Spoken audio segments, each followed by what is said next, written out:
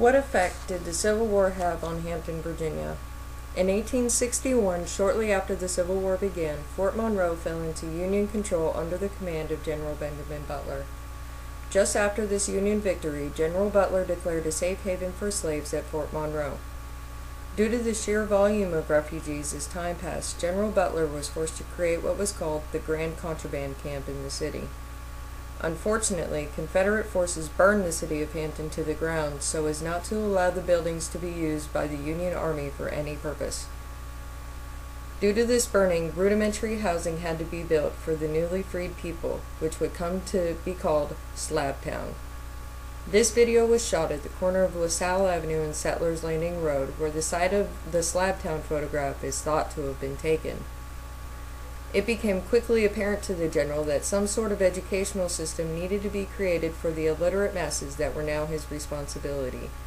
When Butler requested to open a school to President Lincoln, however, the response wasn't favorable. Thankfully, the general disregarded the denial and opened Hampton Normal and Agricultural Institute. Along with missionaries from the North, a woman named Miss Mary Peake were among the first teachers at the institute. Miss Peake, a mulatto woman from Northern Virginia, traveled to Hampton upon hearing of the efforts of General Benjamin Butler. Mary became a mainstay at the school and worked tirelessly to ensure the education of the underprivileged masses.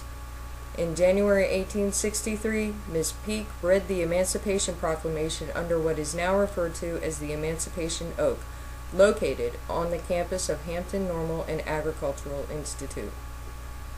Over time, the school has expanded and been renamed to Hampton University, one of the first black schools in the country devoted to higher education. After the Confederate burning, downtown Hampton has been rebuilt through the years and has an easily recognizable coastline, with the Virginia Air and Space Museum, the Crown Royal Hotel, and a 9-story office building atop a parking garage, along with numerous shops and small businesses.